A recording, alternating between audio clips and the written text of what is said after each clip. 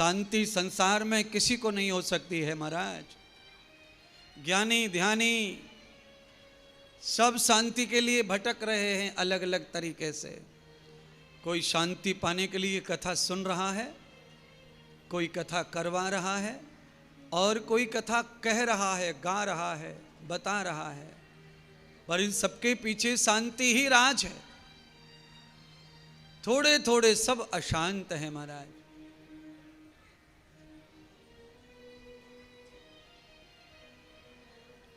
कोई तन दुखी, कोई मन दुखी, कोई तन दुखी, कोई मन दुखी, कोई धन बिन रहत उदास। संत कहते हैं, रामकृष्ण जी संत कहते हैं, कोई तन दुखी और कोई मन दुखी, कोई धन बिन रहत उदास, और थोड़े थोड़े सब दुखी, सुखी राम के दास। किसी को तन का परेशानी है, किसी को मन की, किसी को धन की। किसी के पास में तन मन धन है पर संतान नहीं है, औलाद नहीं है। किसी के औलाद है, अच्छे नहीं है बच्चे। किसी के बच्चे अच्छे हैं तो अमीरी नहीं है। सबको दुख बांटा हुआ है सृष्टि ने। क्यों? दुख क्यों जरूरी था, क्यों दिया दुख? राजा को भगवान सुखदेव कहते हैं, राजन दुख इसलिए आवश्यक है क्योंकि दुख के बगैर परमात्मा को कोई याद करता नहीं है। दुख में सुमिरन सब करें और सुख में करे न कोई, और जो सुख में सुमिरन करे तो काहे को दुख होए। परमात्मा संत बता के गए अनुभव अपना अपना। संतों ने अनुभव बताए। भगवान सुखदेव कहते हैं, राजन इसीलिए हर मानव के पास में थोड़ा दुख होना जरूरी है। आदमी जब चारों तरफ से सुखी होता है तो भगवान को जल्दी से जल्दी भूलता है, और किसी दिशा से उसके ऊपर कोई संकट विपत्ति आती है तो भगवान को भूला हुआ जल्दी से जल्दी याद करता है। इसीलिए संकट, दुख, परेशानियां, ये मुश्किलें नहीं है तुम्हारी जिंदगी की, ये तुम्हारी जिंदगी का समाधान है। ये तुम्हारी जिंदगी का समाधान है। जो गलती हो रही थी, जो तुम्हें समझ नहीं आ रही थी, प्यार प्यार में, भोलेपन में, वह गलती परमात्मा ने ही तुम्हें दर्शन कराई है।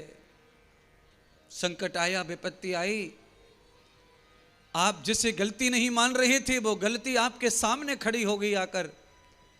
अब आप रो रहे हैं, मर जाने को जी चाहता है, अब जीने की कोई इच्छा नहीं रह गई, तो अब भगवान ही भगवान, भगवान ही भगवान याद आएगा।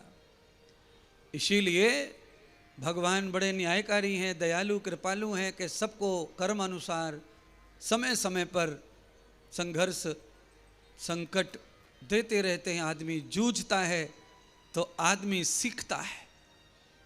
देखिए, आप सीढ़ियों पे चढ़ते हैं, पहाड़ों पे चढ़ते हैं तो आपकी सांस फूलती है, पसीना भी आता है, पर सांस फूलना और पसीना आना दोनों जायज़ है क्योंकि आप ऊपर की ओर चढ़ रहे हैं।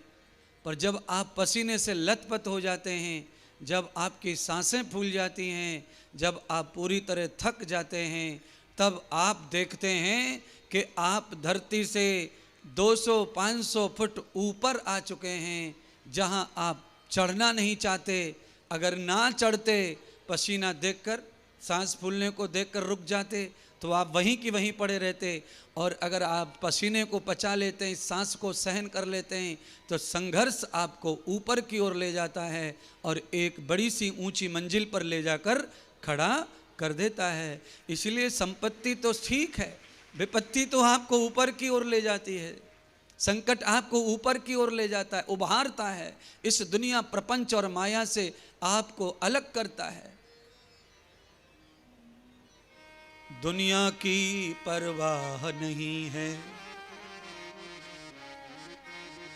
दुनिया की परवाह नहीं है, श्याम बिना कोई चाह नहीं है। ये दुनिया पहले कब मानी, यह दुनिया की रीत पुरानी।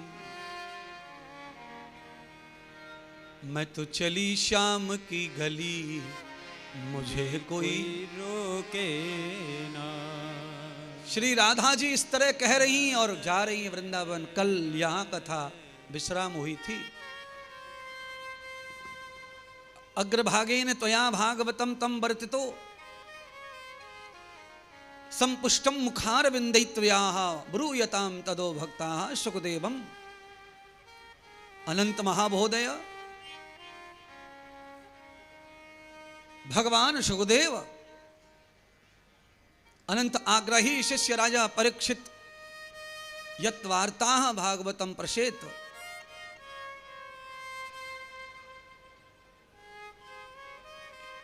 हे राजन, महोदया परीक्षितः सावधान प्रबद्धयोः।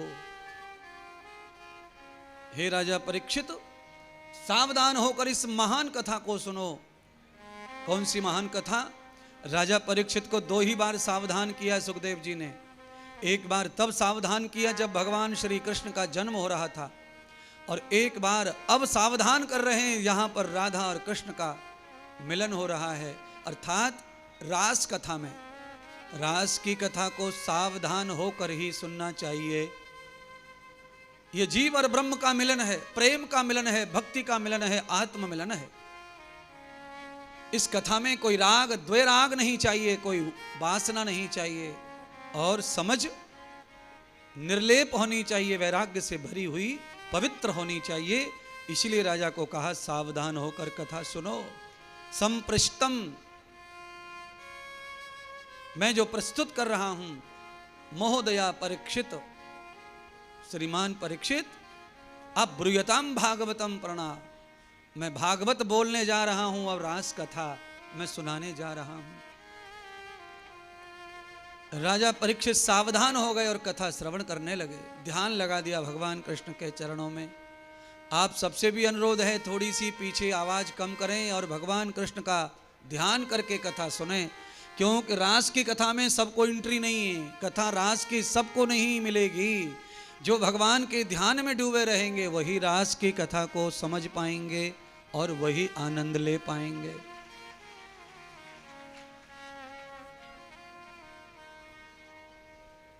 गलियन ढूंढे और बगियन ढूंढे, सखीरी अरि ना पाए घनश्याम मेरे री, ना पाए घनश्याम। ए सखियो, मेरे बरसाने की सखी तो नहीं आई, पर हे वृंदावन की सखियो, तुम मेरी मित्र तो नहीं हो, पर मेरी मित्र बन जाओ। क्यों? मेरे श्याम को ढूंढने में मदद करो। तो सखियों ने पूछा तुम कहाँ कहाँ ढूंढ आई? तो कहा गलियन ढूंढा, बगियन ढूंढा, पर ना पाए घनश्याम। यहां यहां चले गए। ताल तलैया झरने ढूंढे,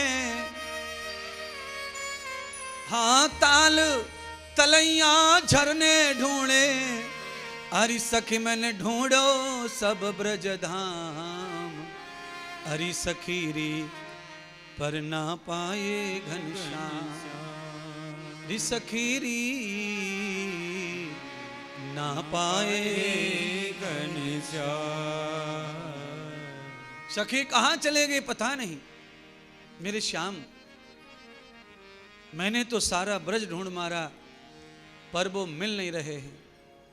तो उड़ती उड़ती मैंने खबर सुनी है, कोई यहाँ कोई वहां, कोई कहां कहां बता रहा, पर निश्चय पता नहीं चल रहा वो कहां है।